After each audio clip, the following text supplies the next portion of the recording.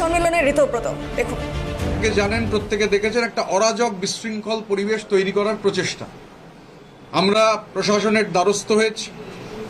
প্রশাসন নিশ্চিতভাবে ব্যবস্থা গ্রহণ করবেন, এটা আমরা বিশ্বাস রাখি। স্বাভাবিকভাবে গতকালের ঘটনার যা ফুটেজ আমরা পেয়েছি, যেভাবে সকাল থেকে, এবং এখানে এই যে বিধানসভা কেন্দ্র যেখানে আমরা বসে রয়েছি, এটা এন্টালি বিধানসভা কেন্দ্র নয়, এটা চৌরঙ্গী বিধানসভা কেন্দ্রের অন্তর্গত। অন্য জায়গা থেকে, বহু দূর থেকে এইরকম কিছু লোক এনে এই বিশৃঙ্খলা, আমরা মনে করি এই বিশৃঙ্খলার সৃষ্টির চেষ্টা গণতন্ত্রের জন্য ক্ষতিকারক। গণতন্ত্রে বিরোধীদের কণ্ঠস্বর, বিরোধীরা তাদের কথা বলবেন, তাদের রাজনীতির কথা, বিরোধীরা জোরালোভাবে আমরা আমাদের কথা বলবো। কিন্তু সেখানে যেভাবে কালকে এখানে সকালবেলার এই অরাজক পরিস্থিতির তৈরির চেষ্টা হয়েছে, যিনি বা যারা করেছেন তাদের দায় নিতে হবে। এবং আমরা বিশ্বাস করি প্রশাসন নিশ্চিতভাবে, একজন নির্বাচিত বিধায়ক, একজন প্রাক্তন বিধায়ক, তাদের বাড়ির সামনে যে ঘটনা ঘটাবার চেষ্টা হয়েছে, প্রশাসন নিশ্চিতভাবে ব্যবস্থা নেবে। আমরা গতকালও প্রশাসনের সঙ্গে দেখা করেছিলাম, গতকাল সন্দীপন কমপ্লেন করেছে। আমরা ওয়েট করতে চাই, যদি ব্যবস্থা গ্রহণ না হয় তাহলে নিশ্চিতভাবে আমরা তারপর আলোচনা করে আমাদের পরবর্তী পদক্ষেপ ঠিক করব।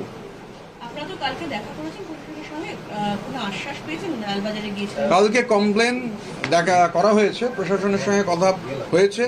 এবার স্বাভাবিকভাবে প্রশাসনকেও তো কিছুটা সময় দিতে হবে, তারপরে যা হবে আমরা আলোচনা করে আমাদের পরবর্তী পদক্ষেপ আমরা ঠিক করব। আপনি তো বলবেন। আমরা আজকে আপনাদের মাধ্যমে রাজ্যের বিজেপির যিনি সভাপতি শ্রমিক ভট্টাচার্য মহাশয় খুব ভালো ভালো কথা বলছেন, সংবাদ মাধ্যমে আপনাদের মাধ্যমে বাংলার মানুষের কাছে ভালো ভালো কথাবার্তা দিচ্ছেন। আমি আপনাদের মাধ্যমে রাজ্য বিজেপি সভাপতিকে জানতে চাই যে আমাদের পৈশ দলের সহনেতা বিধায়ক সন্দীপন সাহার বাড়িতে যেভাবে অন্য এলাকা থেকে এসে প্রিয়াঙ্কা টিব্রিওয়াল, যিনি এন্টালি বিধানসভা কেন্দ্রের বিজেপির মনোনীত প্রার্থী ছিলেন, তিনি যে ধরনের নক্করজনক ঘটনা এবং কাণ্ড ঘটিয়েছেন, এর জন্য দলগতভাবে কোনো ব্যবস্থা নেবেন কি না। ওনারা বিভিন্ন সময় বলে থাকে যে এটা আমাদের কেউ নয়। প্রিয়াঙ্কা টিব্রিওয়াল বিভিন্ন ক্ষেত্রে যখন কোনো ঘটনা ঘটছে বলছে এটা জনরস, এদের সঙ্গে বিজেপির কোনো সম্পর্ক নেই। তাহলে এক্ষেত্রে প্রিয়াঙ্কা টিব্রিওয়াল ওদের দলের কেউ কি না, বা কি ব্যবস্থা নেবেন, এটা আমরা রাজ্য সভাপতি যেহেতু বারবার বলছেন যে আমরা শৃঙ্খলাপরায়ণ দল, আজকে আমরা রাজ্য সভাপতি জানতে চাই প্রিয়াঙ্কা টিব্রিওয়ালের বিরুদ্ধে যে এই ধরনের নক্করজনক একটা জঘন্যতম একটা নির্বাচিত প্রতিনিধির বাড়িতে বাইর থেকে জনমত সংগঠিত করে এসে ঘটনা ঘটিয়েছেন, এর জন্য তাদের দলের নেতৃবৃন্দে কী ব্যবস্থা নিচ্ছেন। অপরদিকে রাজ্যের যিনি প্রশাসক, আমাদের রাজ্যের মুখ্যমন্ত্রী শুভেন্দু অধিকারীর কাছে আমাদের প্রশ্ন থাকবে। উনি যখন বলেন যে আইনের পথে চলবে, এবং বিভিন্ন জায়গায় দেখছি যে আমাদের কর্মীরা সামান্যতম কোথাও ভুল বা কিছু ঘটে করে থাকলে তাদের রাস্তায় মাজায় দড়ি বেঁধে তাদেরকে প্রিজন ভ্যানে তোলা হচ্ছে। আমরা ইতিমধ্যেই এই ঘটনা আমরা প্রশাসনের নলেজে এনেছি, আমরা লিখিত এফআইআর দায়ের করেছি।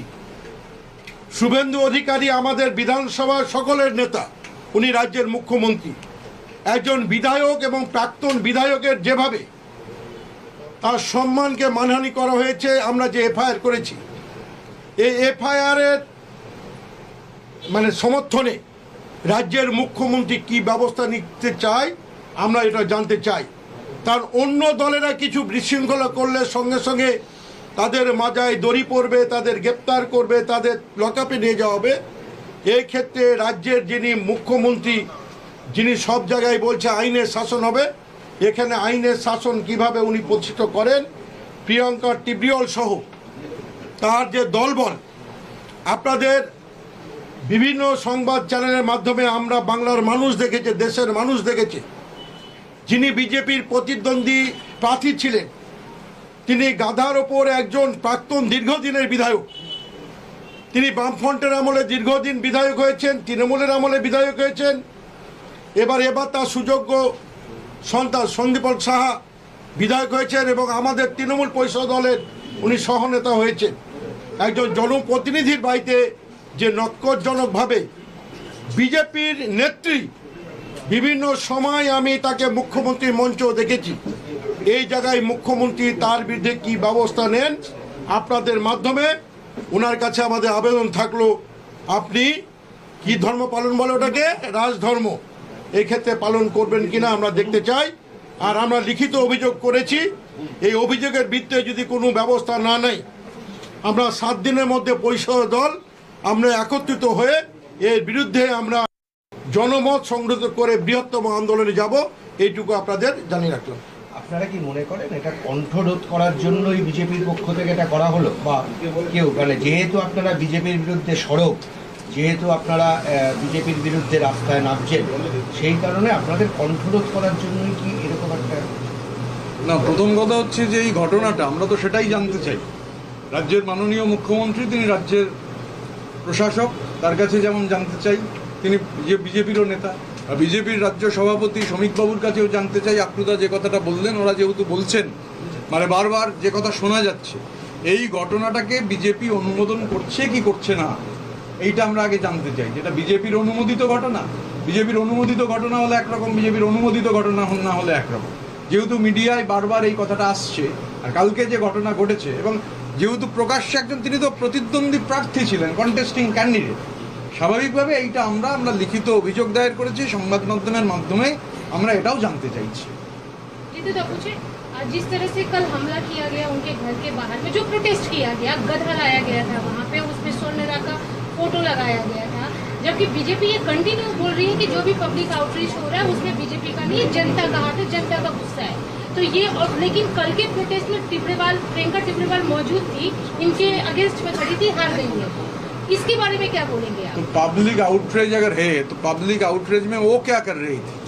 तो पब्लिक आउटरीच में वो क्या पब्लिक के तहत शामिल हुई? ये जो असेंबली कॉन्स्टिट्यूएंसी जहाँ पर संदीपन का घर है, ये एंटली असेंबली कॉन्स्टिट्यूएंसी के तहत नहीं है, ये चौरंगी असेंबली कॉन्स्टिट्यूएंसी के तहत है। बाहर से कुछ लोगों को इकट्ठा करके उन्होंने ये काम किया। तो इसीलिए हम लोग ये पूछते हैं कि बीजेपी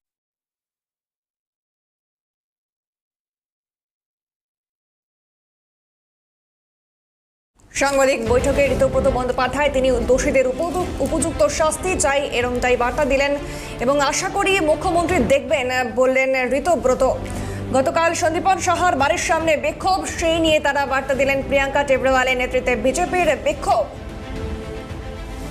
অনভিপ্রেত উদ্বেগজনক ঘটনা, দোষীদের উপযুক্ত শাস্তির দাবি ঋতুব্রতর।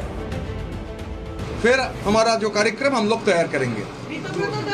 कल आप लोग जब विधानसभा में बैठक कर रहे थे, आपके कैंप से कुछ विधायकों ने निकलकर ये कहा है कि ममता बनर्जी को सिर्फ चीफ एडवाइजर बना दिया जाए, इस पर सहमति नहीं है। उनको ये इंप्रेशन दिया गया था कि पार्टी की लीडर ममता बनर्जी ही थी और रहेगी, और इसलिए उन्होंने साइन किया। इस पर क्या कहेंगे? मैं एक ही बात कहूँगा, जहाँ तक हमारे आंकड़ा का सवाल है, वो आंकड़ा बढ़ता जाएगा। जो आंकड़ा हम लोग प्रेजेंट किए थे 2/3 से ज़्यादा, काफ़ी सारे ज़्यादा, वो जो आंकड़ा है, जब आप लोग से मिलेंगे, विधानसभा का अधिवेशन जो होगा, वो आंकड़ा ऊपर जाएगा और आगे जाएगा। Absolutely, there is no question of dropping. In fact, I won't name